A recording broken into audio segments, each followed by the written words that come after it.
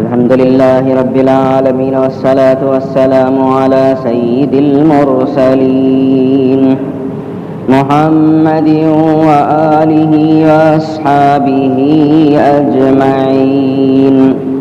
أما بعد فإن أصدق الحديث كتاب الله وخير الهدي هدي محمد صلى الله عليه وسلم وشر الأمور محدثاتها وكل محدثة بدعة وكل بدعة ضلالة وكل ضلالة في النار. قال الله تبارك وتعالى في القرآن المجيد: أعوذ بالله من الشيطان الرجيم. إن الذين يحبون أن تشيع الفاحشة في الذين آمنوا لهم عذاب أليم في الدنيا والآخرة. صدق الله العظيم.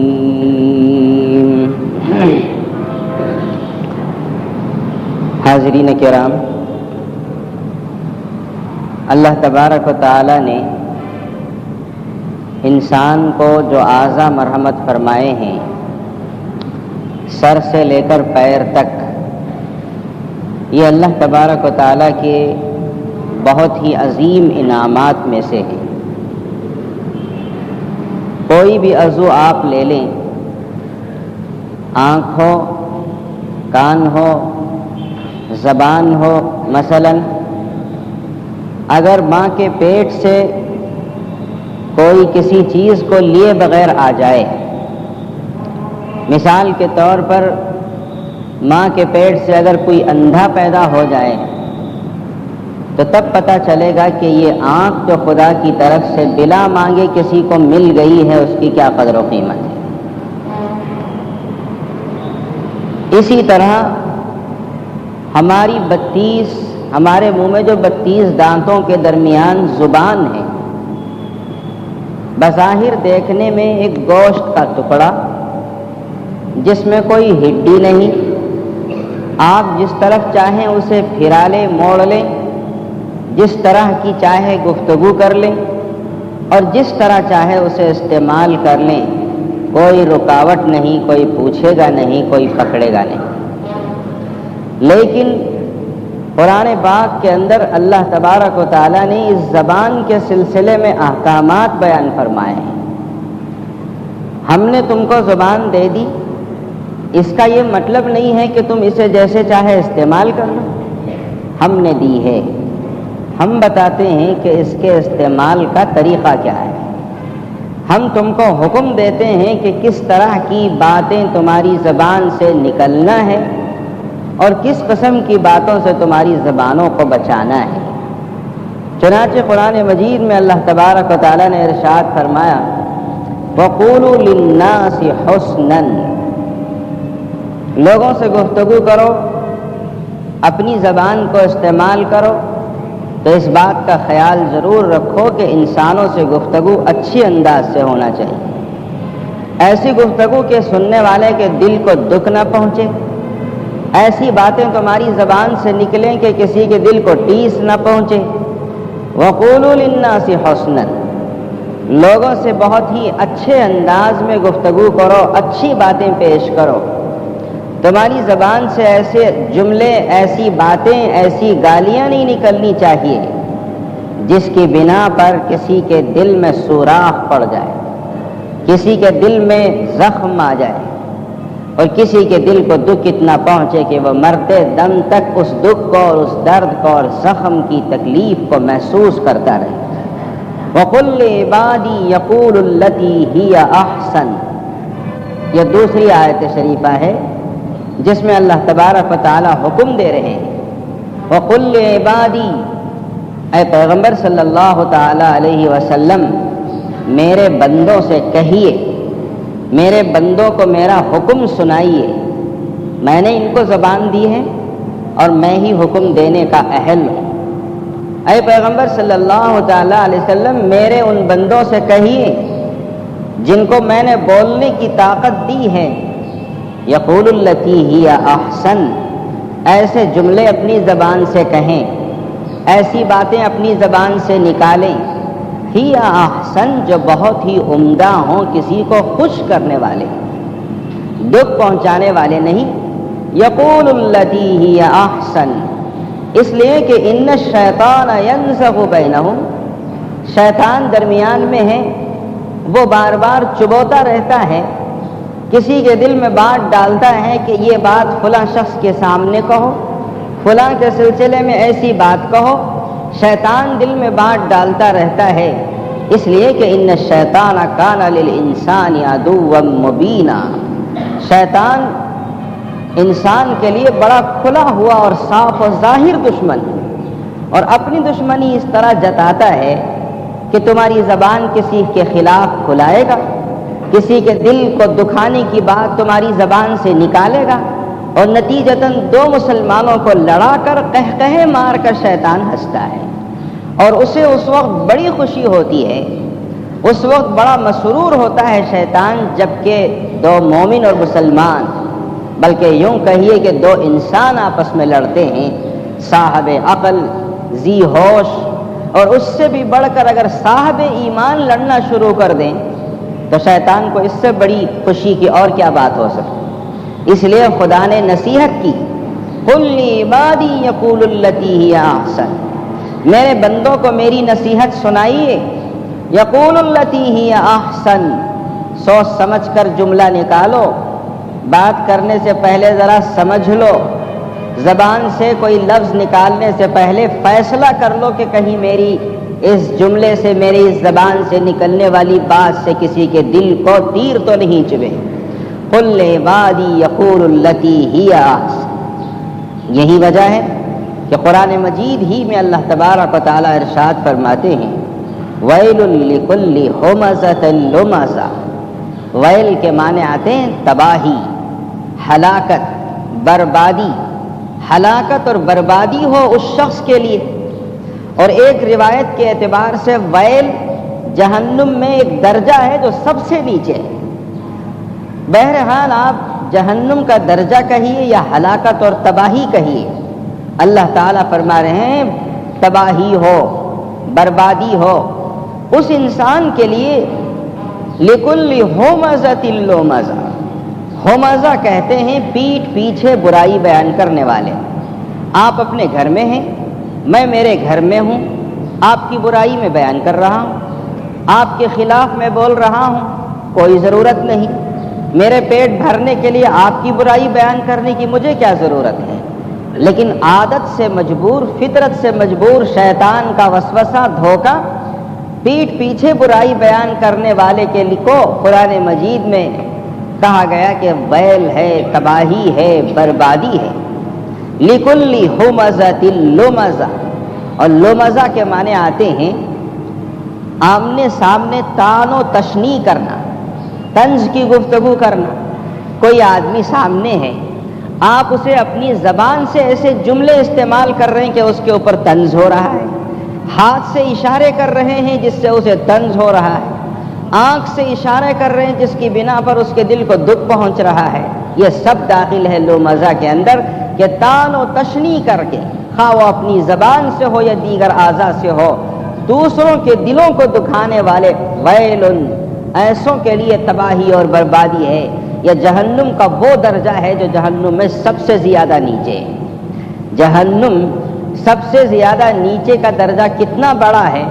حضور اکرم صلی اللہ تعالی علیہ وسلم نے ارشاد فرمایا کہ ایک پتھر جہنم میں ڈالا جائے گا تو 70,000 برس کے بعد وہ زمین کے تہ تک پہنچتا ہے، نیچے کے درجے تک پہنچتا ہے، اور یہ 70,000 برس دنیا کے نہیں بلکہ آخرت کے، اور آخرت کے 70,000 برس کتنے طویل ہوں گے، اور اس سے آپ اندازہ لگا سکتے ہیں کہ وہ درجہ جہنم کا کتنا نیچے ہوگا۔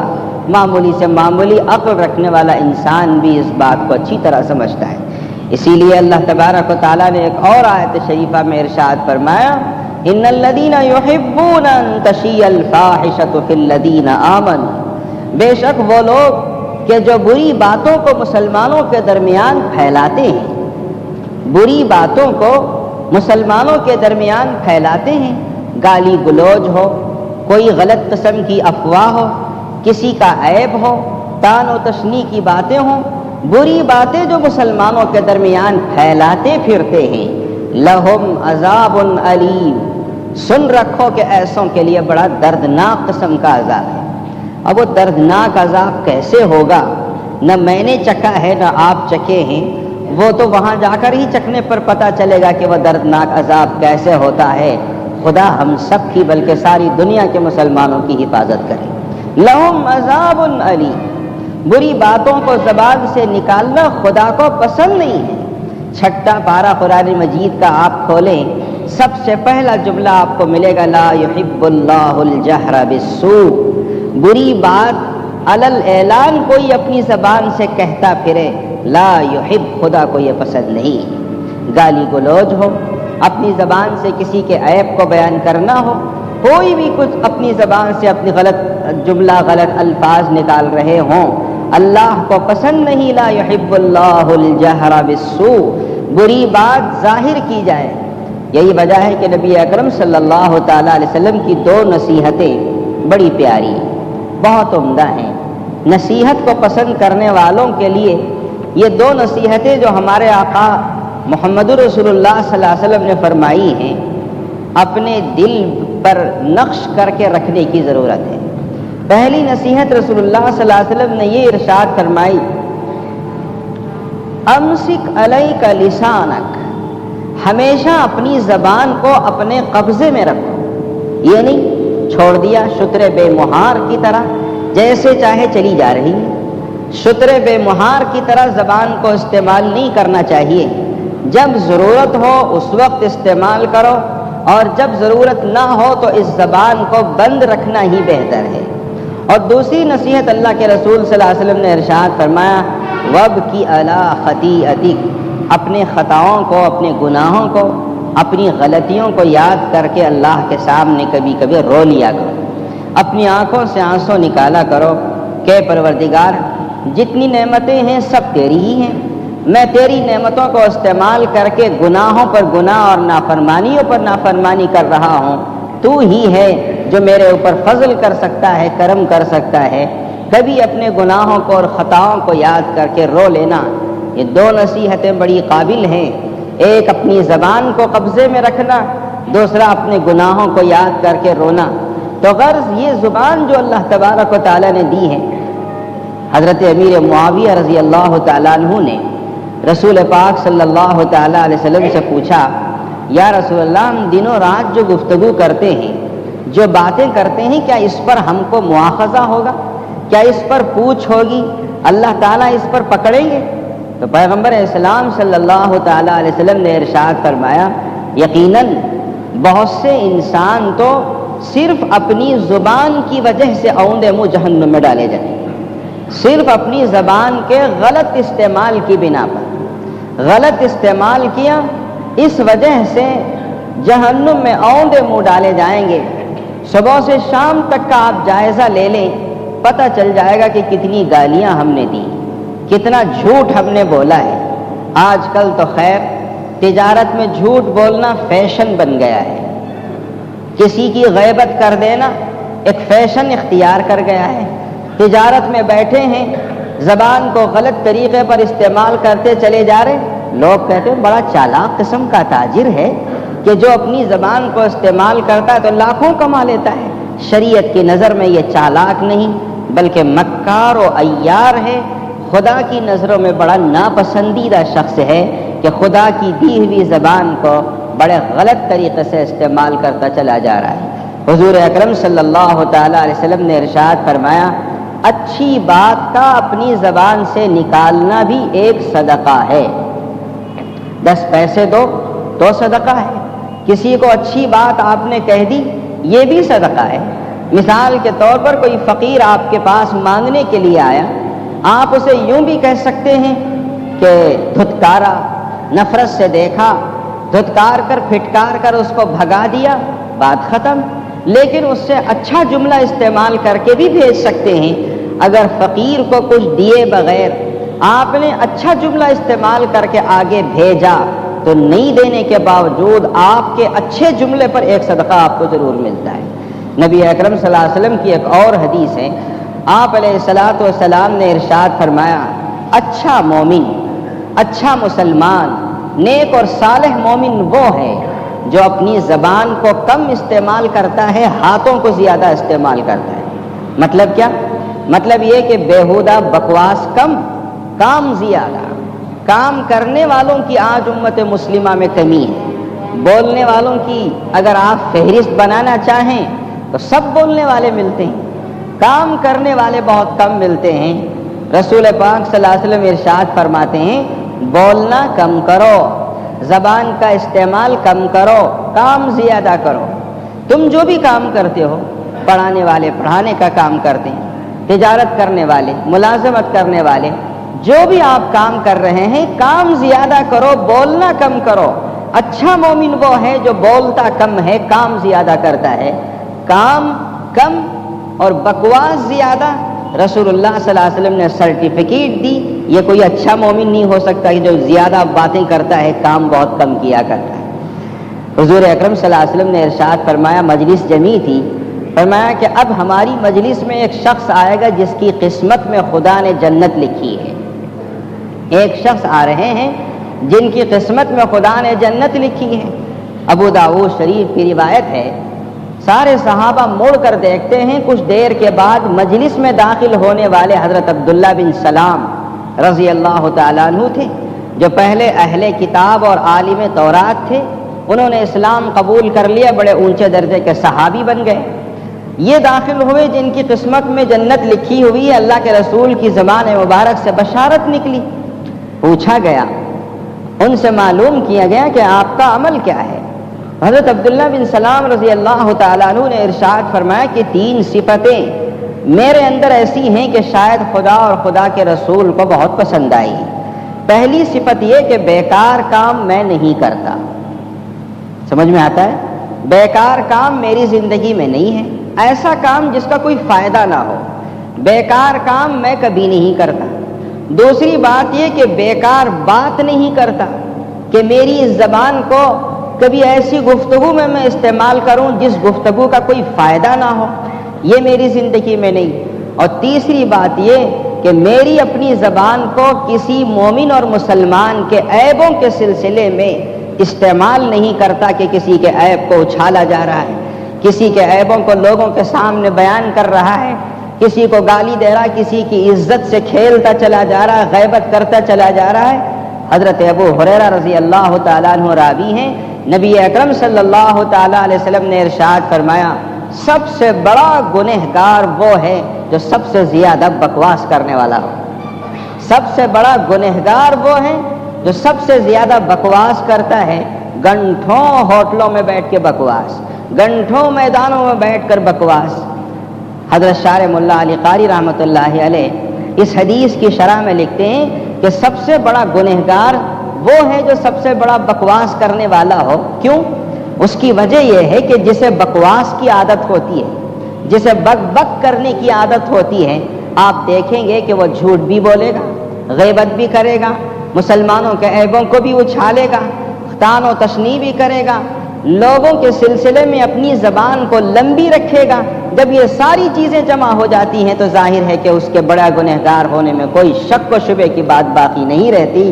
سب سے بڑا گنہگار وہ ہے جو اپنی زبان کو بہت زیادہ استعمال کرتا ہے بکواس کے سلسلے میں، لوگوں کے عیبوں کو اچھالنے کے سلسلے میں، غیبت اور جھوٹ کے استعمال کے سلسلے میں، یہ سب سے بڑا گنہگار ہے۔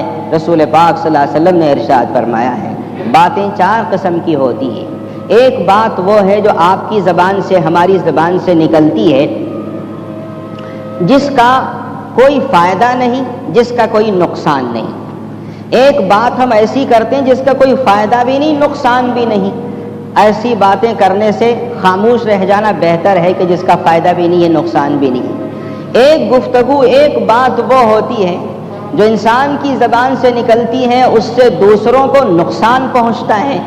ظاہر ہے کہ یہ بھی غلط ہے کہ دوسروں کو نقصان پہنچانا شریعت میں جائز نہیں۔ ایک گفتگو وہ ہے جو ہماری زبان سے نکلتی ہے، ایک آدمی کو فائدہ پہنچتا ہے، ایک آدمی کو نقصان پہنچتا ہے۔ اس گفتگو سے ایک آدمی کو فائدہ پہنچے گا تو دوسرے آدمی کو نقصان پہنچے گا۔ یہ بھی جائز نہیں کہ ایک آدمی کو نقصان پہنچانے کا حق ہم کو کسی نے نہیں دیا۔ چوتھی قسم کی گفتگو ہے جس سے فائدہ ہی فائدہ ہو سکتا ہے، کلمات خیر ہو سکتے ہیں، دوسروں کو آپ مشورہ دے رہے ہیں جس مشورے سے فائدہ پہنچ سکتا ہے۔ یہ وہ ہے کہ جسے استعمال کرنے کی، جس میں استعمال کرنے کی مومن اور مسلمان کو اجازت دی گئی کہ اپنی زبان کو استعمال کرو تو ہمیشہ دوسروں کے فائدے کو پیش نظر رکھ کر استعمال کرو۔ اس سے یہ ہوگا کہ خدا تمہارا نقصان نہیں کرے، خدا تمہارا کچھ نہیں بگاڑے۔ بظاہر اگر کچھ نقصان ہوتا ہوا محسوس ہوا بھی تو خدا ذوالجلال کی قسم آپ کی نیت چونکہ اچھی ہے کہ دوسروں کو فائدہ پہنچائیں، اللہ تبارک و تعالیٰ بڑے سے بڑا فائدہ آپ تک پہنچائیں گے، صرف اس بنا پر کہ دوسرے مومن کے لیے آپ نے اپنے دل کے اندر فائدہ پہنچانے کی بڑی اچھی نیت رکھی، اور یہ اچھی نیت وہ ہے جسے اللہ تبارک و تعالیٰ بہت پسند کرتے ہیں۔ حضرت عیسیٰ علیہ السلام سے کسی نے پوچھا ثواب کو اگر تقسیم کرنا چاہیں، سمجھو ثواب کے اجر و ثواب کے 10 حصے ہیں، اس کو اگر تقسیم کرنے کے لیے کہا جائے تو آپ کیسے تقسیم کریں گے؟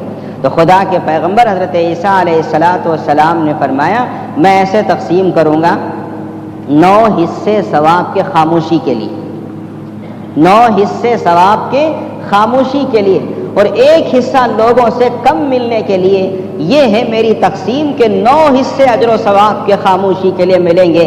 یقیناً آپ دیکھیں گے کہ جو زیادہ خاموش رہتا ہے وہ زیادہ عقل مند ہوتا ہے، اور جو زیادہ بڑبڑ کرنے والا ہوتا ہے آپ فیصلہ کر سکتے ہیں کہ وہ کس قسم کا آدمی ہوگا، اس لیے کہ خود رسول پاک صلی اللہ علیہ وسلم نے بکواس کرنے والے انسان کو، بک بک کرنے والے بیہودہ قسم کے بات کرنے والے انسان کو اللہ کے رسول علیہ السلام نے پسند نہیں فرمایا۔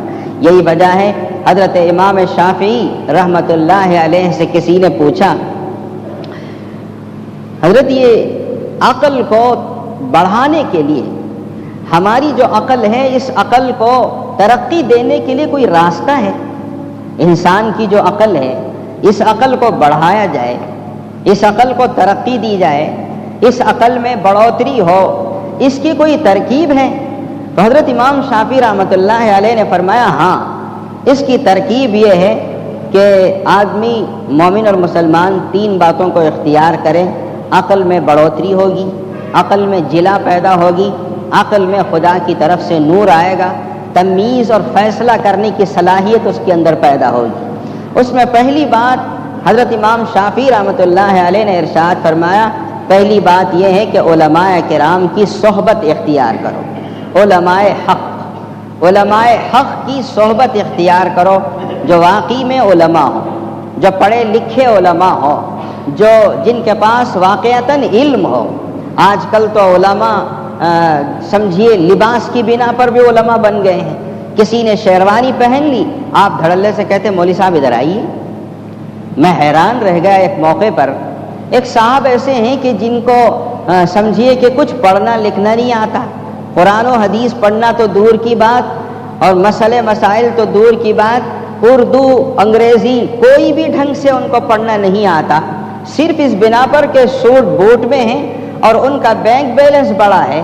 بار بار ان کو بعض لوگوں کو میں نے دیکھا مولانا ادھر آئیے، مولانا ادھر آئیے، مجھ سے رہا نہیں گیا تو میں نے ان سے پوچھا کہ آپ کون سے مدرسے سے فارغ ہیں جس کی بنا پر آپ کو مولانا کہا جا رہا ہے؟ ہماری اپنی زبانوں کو کنٹرول نہیں، ہماری زبانوں سے ہر ایک کے لیے مولوی کا لفظ، مولانا کا لفظ نکلتا چلا جا رہا ہے۔ علماء حق جن کے پاس سچ مچ قرآن کا علم ہو، جن کے پاس حدیث کا علم ہو، جن کے پاس حق و باطل کی تمیز کرنے کی استعداد و صلاحیت موجود ہو، ایسے علماء کی صحبت اختیار کرو، عقل بڑھے گی، تمیز کی صفت پیدا ہوگی، حق و باطل میں فرق کرنے کا مادہ ہماری طبیعتوں میں پیدا ہوگا۔ تو پہلی بات حضرت امام شافعی رحمۃ اللہ علیہ نے فرمایا علماء حق کی صحبت کو اختیار کرنا، اور دوسری بات فرمایا کہ اچھے دوستوں کا یہ انتخاب۔ اچھے دوست کا مطلب سمجھتے ہیں؟ اچھے دوستوں کو اختیار کرو۔ میرا دوست ہے، فلم دیکھتا ہے، شراب پیتا ہے، کچھ بھی کرتا ہو، میرا دوست ہے۔ دوستی کی بنیاد اللہ اور اللہ کے رسول کی محبت کے اوپر ہوتی ہے۔ یہ دیکھ کر دوستی کیجئے کہ یہ دوست میرا اچھا ہے یا نہیں۔ دوستی اچھے دوستوں کا اختیار کرنا، اس سے بھی مومن اور مسلمان کی عقل بڑھتی ہے اور عقل میں نور پیدا ہوتا ہے۔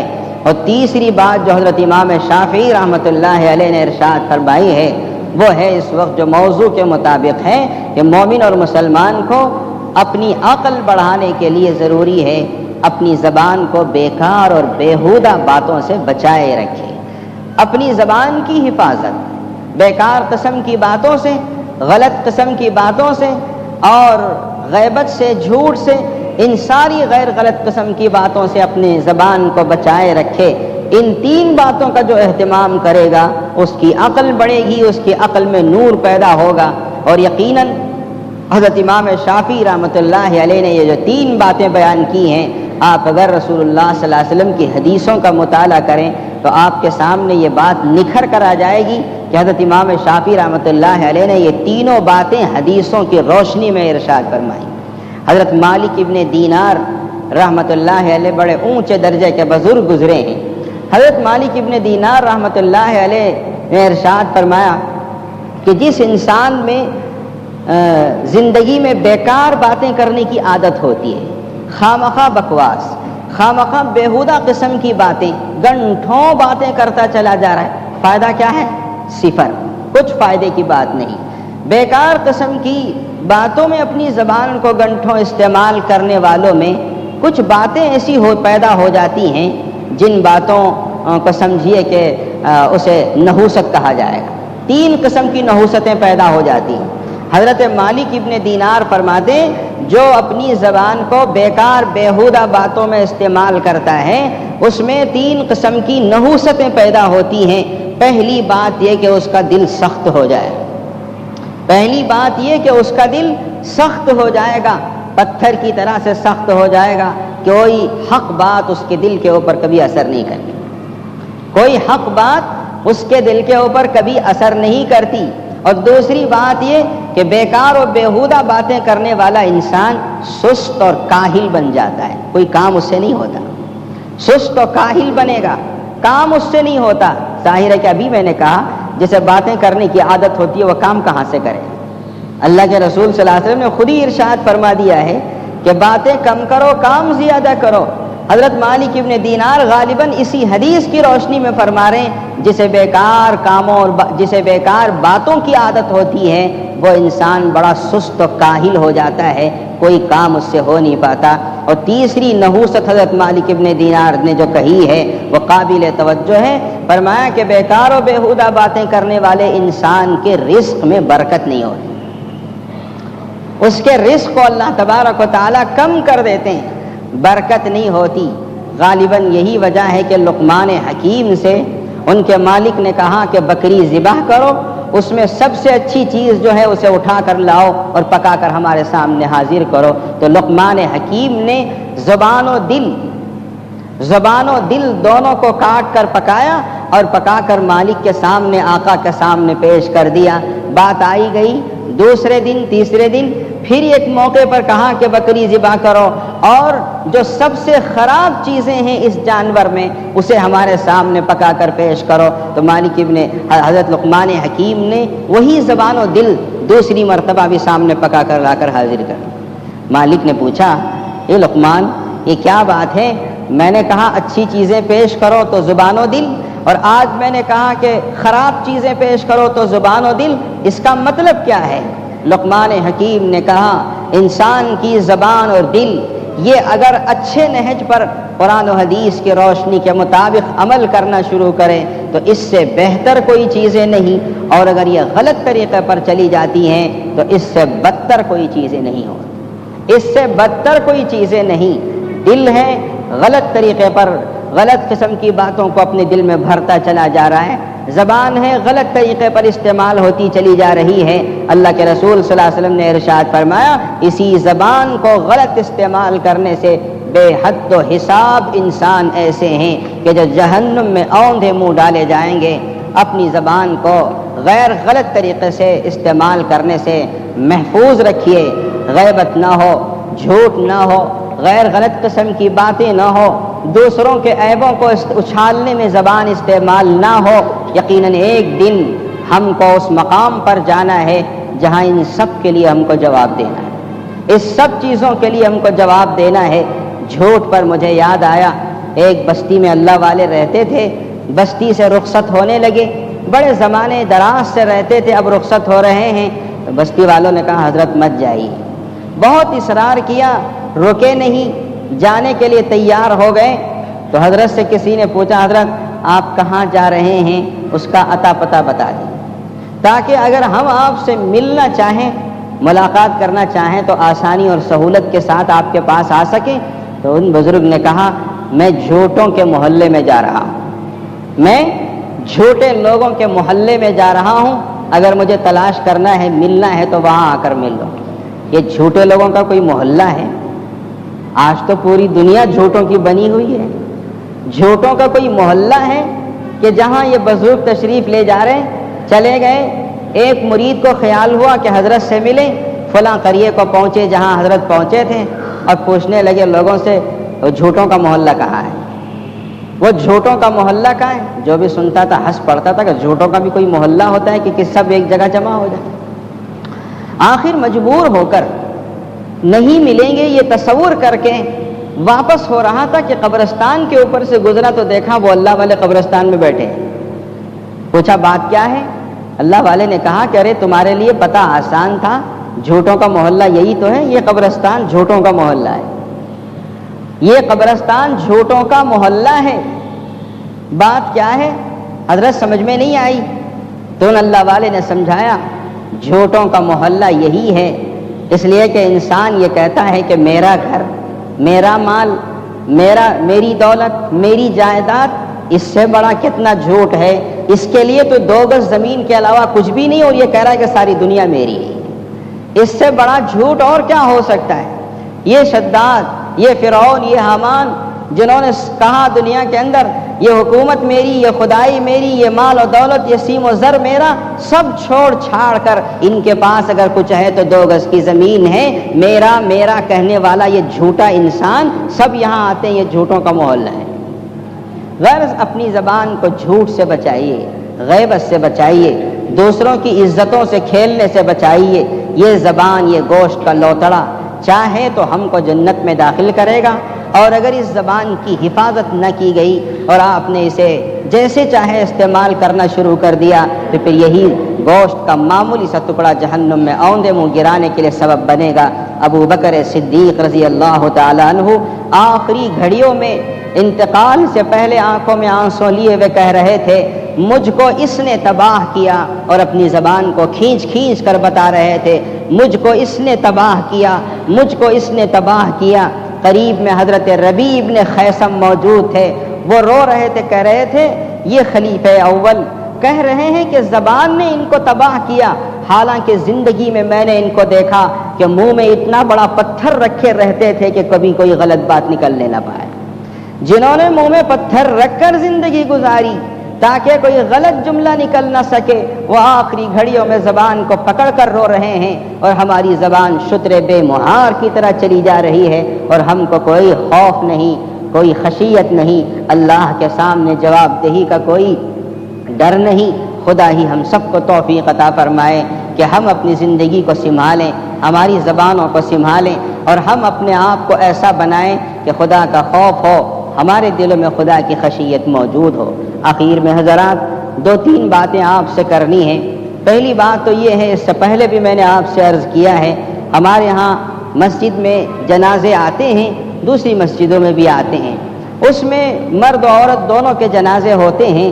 عورت کا جنازہ جب نماز پڑھا دیا جاتا ہے تو بعض رشتہ دار مثال کے طور پر کہیں دور سے کوئی بھائی آیا ہو یا باپ آیا ہو, بعض رشتہ دار دور دور ہوتے ہیں وہ آتے ہیں، ان کو دکھانے کے لیے کسی عورت کا جنازہ کھولا جاتا ہے تو ہمارے بہت سے بھائی جا کر اس عورت کو جنازے کو دیکھنا شروع کر دیتے ہیں۔ مرد کی اگر میت ہے آپ کو اور ہم کو اجازت ہے دیکھ سکتے ہیں، لیکن کسی عورت کا جنازہ ہو، کوئی رشتہ دار دیکھنا چاہتا ہو جسے دیکھنے کی اجازت شریعت میں موجود ہو تو دیکھ سکتا ہے، اس کو دکھانے کے لیے کھولا جائے، یہاں کھولیں قبرستان میں کھولیں۔ عورت کا اگر جنازہ ہے یاد رکھیے اس کو دیکھنا ہمارے اور آپ کے لیے جائز نہیں، یہ غلط ہے۔ اگر وہ زندہ ہوتی تو کیا آپ کو اس طرح دیکھنے دیتی؟ جو پردے میں زندگی گزاری ہو، آج اس وجہ سے کہ اس کا بے جان لاشا ہے آپ دیکھتے چلے جا رہے ہیں، یہ اللہ کو پسند نہیں ہے، شرعاً غلط ہے۔ عورت کا جنازہ ہے تو میں تو یہ کہوں گا کہ مسجد میں ہو یا قبرستان میں ہو اسے کھولا ہی نہ جائے، اور اگر کسی خاص رشتہ دار کو جو دور سے آیا دکھانا ہی ہے تو پوری پابندی کے ساتھ چاروں طرف پردہ پکڑ کر اس کو بتایا جائے، اس لیے کہ یہ وہ عورت ہے جس نے زندگی میں پردہ کیا، اور مرنے کے بعد آپ کو حق نہیں کہ اسے بے پردہ ہو کر باہر دوسروں کو بتاتے پھر۔ اس کے بعد بیت المال جو ہمارے ہاں چل رہا ہے، اللہ کے فضل و کرم سے گزشتہ رمضان المبارک میں ہم نے جو اعلان کیا، یعنی مسجد میں ٹرسٹ کی طرف سے کافی رقم اس میں زکوٰۃ کی اور ہدیے اور خیرات کی جمع ہوئی، اور درمیان میں ہزاروں روپیہ اس میں سے قرضہ بھی دیا گیا، اور بھاگلپور کے فساد کے سلسلے میں جتنی رقم باقی تھی ساری رقم ہم نے بھیج دی۔ تقریباً 1,50,000 روپئے تک جو رقم بھاگلپور کو بھیجی گئی، اس رقم میں ہمارے جامع بیت المال کی رقم بھی شامل ہے۔ اب رمضان مبارک قریب آ رہا ہے، ابھی سے میں آپ حضرات سے عرض کر رہا ہوں کہ اپنے صدقات، اپنے خیرات اور اپنی زکوٰۃ کی رقمیں اس میں جمع کریں تاکہ مجبور و بےکس انسانوں کی مدد آسانی سے کی جائے۔ ہوتا یہ ہے کہ کوئی بازار میں ادھر بھی بازار ہیں ادھر بھی بازار ہیں، مانگنے کے لیے کوئی بیچارہ مجبور آ جاتا ہے، کوئی مسافر مانگنے کے لیے آتا ہے، اکثر میں نے محسوس کیا دیکھا کہ لوگ اپنے سے جان چھڑانے کے لیے مسجد کو بھیج دیتے ہیں، جاؤ مسجد میں جاؤ، مسجد میں پیسے دے دیں، اور بعض لوگ تو میرا نام لے کر کہہ دیتے ہیں کہ امام صاحب کے پاس چلے جاؤ مانگ لو، آپ اگر بیت المال بھریں گے تو تب ہم مدد کریں گے، اگر بیت المال ہی بھرا ہوا نہ ہو اور آپ اپنی جان چھڑانے کے لیے غریب کو یہاں بھیج دیتے ہیں، غلط بات ہے۔ میں نے تقریباً 8-9 سال سے محسوس کر کے آج کہہ رہا ہوں، بہت سے بھائی ایسے ہیں جن کے پاس کوئی مجبور جاتا ہے، آپ اگر دے سکتے ہیں تو دیں، نہیں دے سکتے ہیں تو جیسا کہ میں نے ابھی خطبے میں کہا، کوئی اچھا جملہ کہہ کر اس کو بھیج دیں، مسجد کو بھیج دینا، کسی ادارے کو بھیج دینا، کسی شخص کے پاس بھیج دینا، اب وہ امید لے کر آئے گا، اس کی امید پوری نہیں ہوئی تو اس کا دل ٹوٹے گا، اور مسلمان کا دل ٹوٹنا میری وجہ سے ہو یا آپ کی وجہ سے ہو اسلام میں جائز نہیں ہے۔ مدد کرو، اللہ آپ کی مدد کرے گا۔ یہ اسی لیے میں نے کہا کہ بیت المال میں ممبر بنیے، یہاں پیسہ جمع کیجئے، پھر اس کے بعد جس مجبور کو بھی آپ بھیجیں گے، بھیجنا کیا ہے، آپ ہاتھ پکڑ کر لائیے۔ آپ بیت المال بھرے ہیں تو آپ وہاں سے مدد دلا سکتے ہیں، بیت المال خالی پڑا ہوا ہو تو مدد کیسے کی جا سکتی ہے؟ لہذا میں نے یہ اس لیے کہا کہ اب موقع ہے، بیت المال کی پوری رقم ہم نے بھاگلپور کے فساد کو بھیج دی ہے، اسے بھریے اور اس کے ذریعے سے مجبوروں اور بے کسوں کی امداد کا سامان مہیا فرمائیے۔ اخیر میں حضرات، حوض کی تعمیر ہو رہی ہے، آپ کے سامنے ہے، ارادہ ہے کہ اس حوض کو جلد از جلد مکمل کر دیا جائے، بڑی نفاست والا کام ہے اور بہت ہی خوبصورت حوض بنانے کا جو مسجد کے شایان شان ہو، ارادہ ہے۔